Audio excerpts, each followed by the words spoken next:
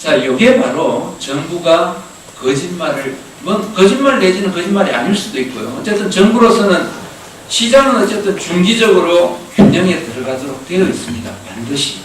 그러나 단기적으로는 균형이 안 맞을 수밖에 없죠. 그럴 때 정부가 어쩌겠습니까?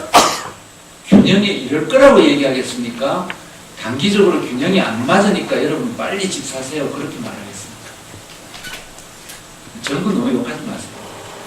집값 안 오른다고 얘기할 때도 욕하지 마시고 집값이 더 안 떨어질 거라고 얘기할 때도 너무 욕합니다.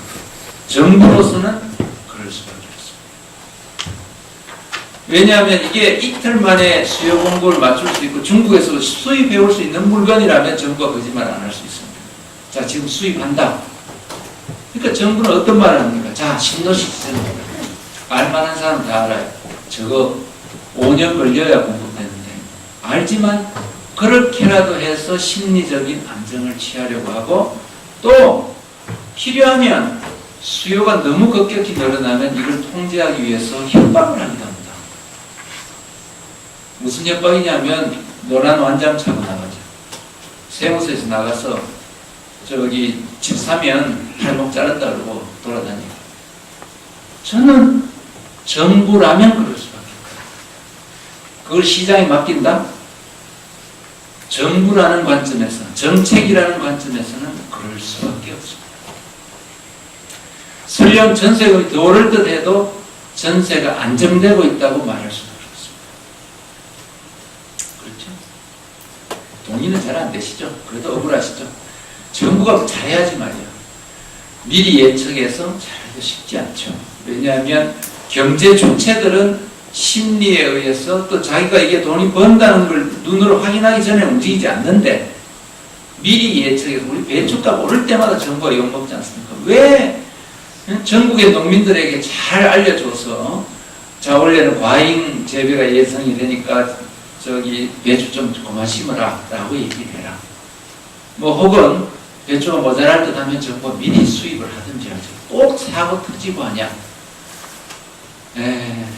세상이 그런 겁니다. 그런 물건이 특히 농산물 같은 게 수요 공급을 예측하기도 힘들거니와 그럴 때 심리적 상황을 예측하기도 힘듭니다.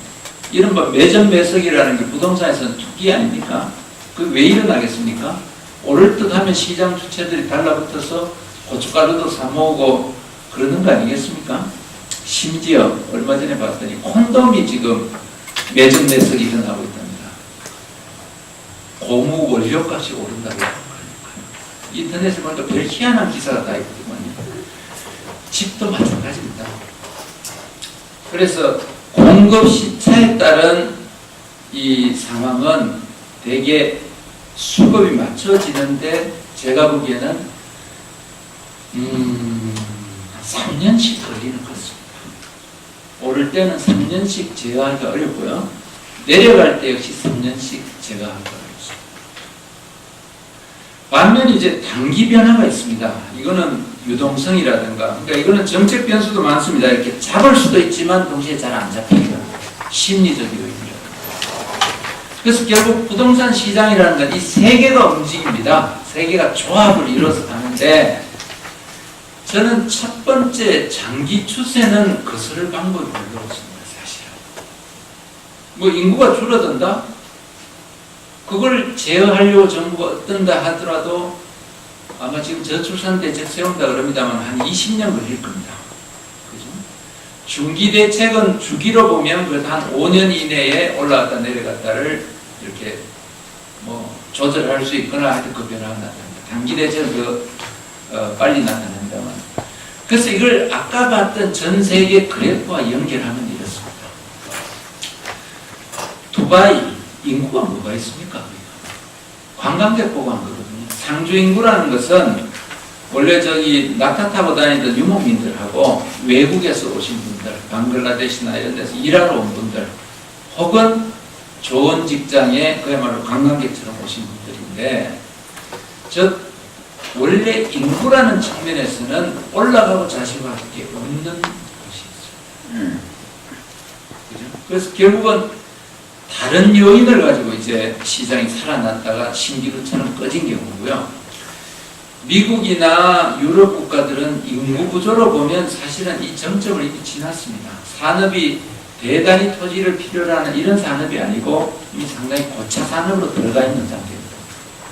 그래서 그런 데는 장기 추세로는 원래는 부동산 시장이 안정되어 있어야 하는데 중기나 특히 단기 추세, 과잉 유동성이 만들어낸 장세였기 때문에 유동성 국면이 꺼지니까 시장이 꺼질 수밖에 없습니다.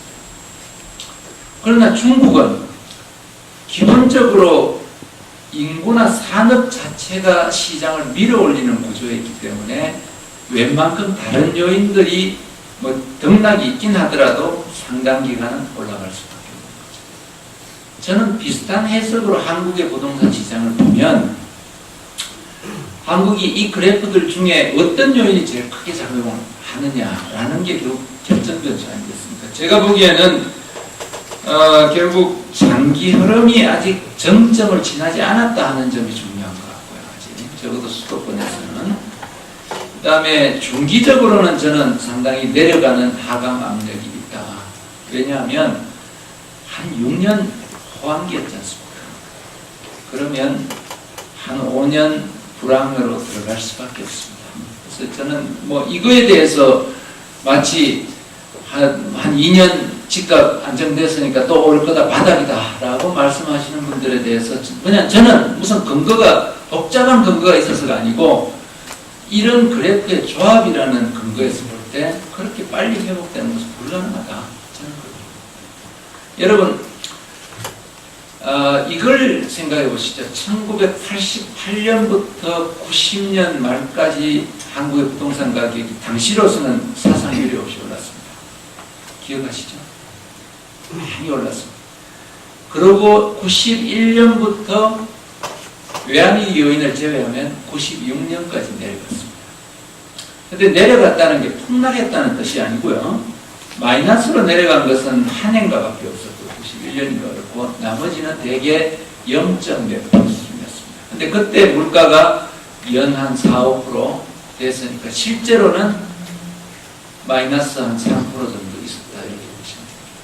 저는 짐작컨대 이런 추세가 앞으로 한 3년 정도 더 갈 수밖에 없지 않냐. 저는 한 5년 정도라고 보고 한 3년 정도 갈 거라 이렇게 봅니다.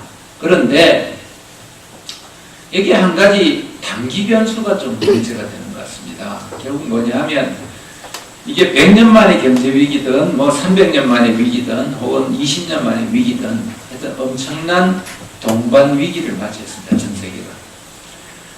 근데 되게 우리가 IMF 때는 경제 위기를 어떻게 극복하라고 그랬냐면 생사를 찢어서 극복하라고 했어요. 세상에 그 경제 위기 상황에 이자율을 15%씩 올려버리는 거였습니다. 그 IMF가 우리한테 강요했습니다. 그 대신 돈 빌려줄게.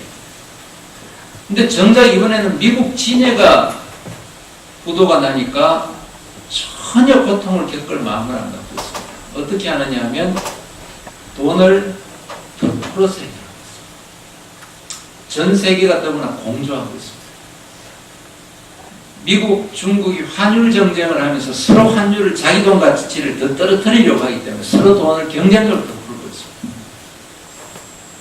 그래서 저는 현재 경제 상태가 굉장히 좀 비정상적인 상태다 하는 우려가 됩니다. 실제 금융하는 분들이 그런 우려들을 많이 합니다. 이게 정상적 방식으로 위기 대처하는 게 아니다. 어느 정도는 하여튼 이게 경착륙을 하면 안 되니까 연착륙시키는 것은 필요한데 너무한다. 돈을 너무 불어넣는다. 하는 걱정들을 많이 합니다.